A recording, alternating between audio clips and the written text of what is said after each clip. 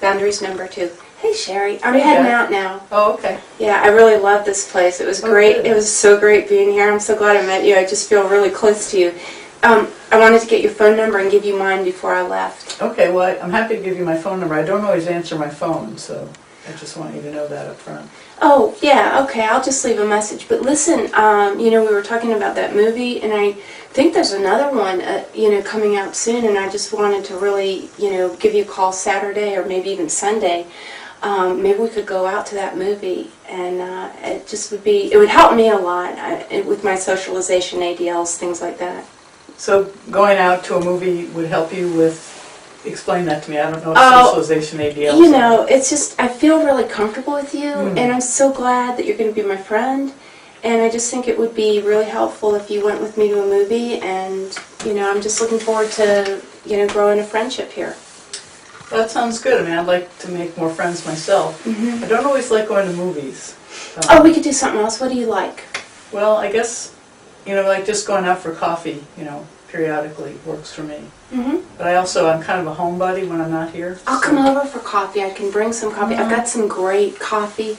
I got it from the co-op, and it's just really, it's a different kind of coffee. I've never had it before. It has a little hint of licorice in it. It's really good. You'll love it. Well, what time do you get up? Are you a morning person? Do you like coffee in the morning? Or do you like it like in the afternoon? Could you come over in the morning? do you mind if I'm really honest with you? Sure. And I don't mean this to you particularly, but being home is kind of my alone space. And so, the reason I said I'd love to go out for coffee is because for me it's like home is a place where I just am alone. I spend a lot of time with people during the day. So you isolate? I don't look at it that way. Huh. For me it's just sort of, I do my meditation, and this is sort of a space where I can count on being alone. So I don't often invite people over. It's just kind of how the way things have worked out. But like going out for good coffee, I love good coffee, so that would work for me. Well, would you ever want to come up? Would you ever come over to my house for a cup of coffee? I don't know. I mean, we could see how it goes. I mean, I can't predict what's going to happen, but. Well, I guess I'm a little bit, I'm confused about who you guys are then. I mean, are you staff? Are you friends? I thought you were peers. So, I just am kind of confused about what our relationship is. And for me, what's the difference between peers and friends for you, if there's? I don't know. I mean, I don't know. I thought it was just friends with mental illness. That's what a peer was. And so what appeals to you about that kind of friend? Oh, you've been there, you know what I'm experiencing, you can show me coping skills that you've taken, you've learned because you've been in bad places, and that we could hang out, and that if I acted weird, if I got really symptomatic, you wouldn't freak out like another friend that doesn't have a mental illness might, because you would know what was happening.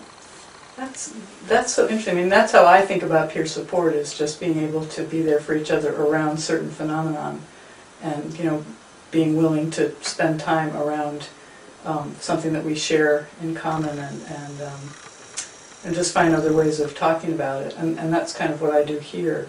And I'm happy to do that with you kind of when the timing is right.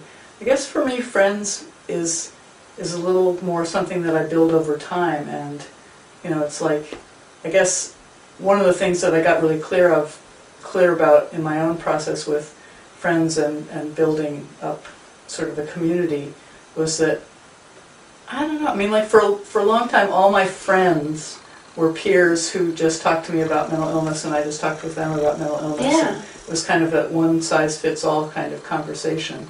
And I got stuck there, and now I guess I feel like friends are people I can, talk about anything with, and it doesn't have to do with our problems, or it doesn't have to do with anything to do with mental illness necessarily. I mean, hopefully with friends I can still talk about anything, but I don't want it to just focus on. I think I got to tell you something here, Shery. That's what I want.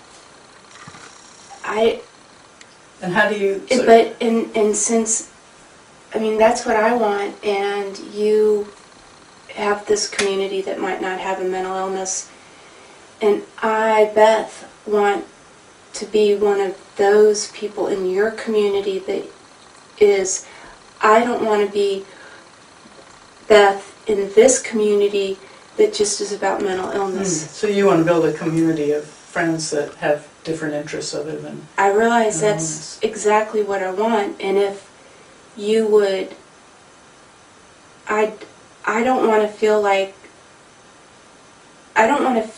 the only people that I can relate to and feel comfortable around are people with mental illness.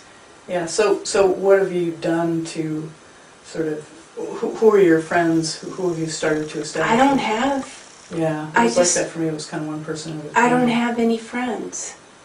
They're all, I mean, they're just all peers. They're Yeah, not friends. Did you find that, you know, it got to be much easier talking about problems and illness with people?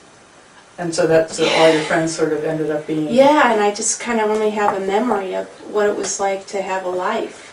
And I got to tell you, I had to really work at it to, you know, to sort of, you know, for a while it was just like finding, what am I interested in, and, you know, what can I talk about? And I still feel really awkward, you know, because I'm so used to talking about illness. How did you find out, like, you were interested in yoga? Yeah. And where do you... What do you do? How do you even find out about that?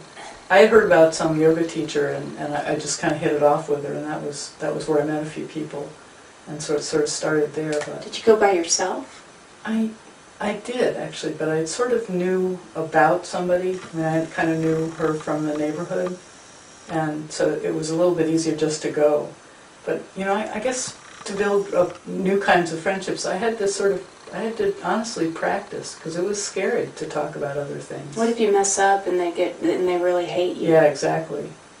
So, yeah, I mean, so you might want to think about the kinds of friends that, you know, you... Can I just say I really appreciate that you're not treating me like I'm mentally ill? Well, yeah, I guess I just don't see you that way. And you know, it's these kinds of conversations for me that lead to friendship, I guess is what I'm trying to say. Yeah. And I really appreciate, you know, like, that you're wanting to stretch out beyond that whole peer support kind of just localized community. Yeah. And I also appreciate that you know that it's hard, because it was, at least, maybe it's not hard for everybody, but it was hard for me to sort of get out of that. You know, the other Shery that had your place used to always throw policy at me, and she always used to just say that she couldn't, you know, get with me after hours because it was policy. I think sometimes people just, they get uncomfortable of hurting people's feelings, so that they use it. I mean, I hate to use excuses as a way of getting out of my own discomfort, but, you know, people get scared. That's really interesting. They don't want to hurt your feelings, and... They just say that's policy. Yeah, so that it seems like it's true for everybody, and, you know, I honor that, but I trust you enough to... I just appreciate the conversation. Yeah, me too. Thanks. Take care. All right. Thank you. Peace.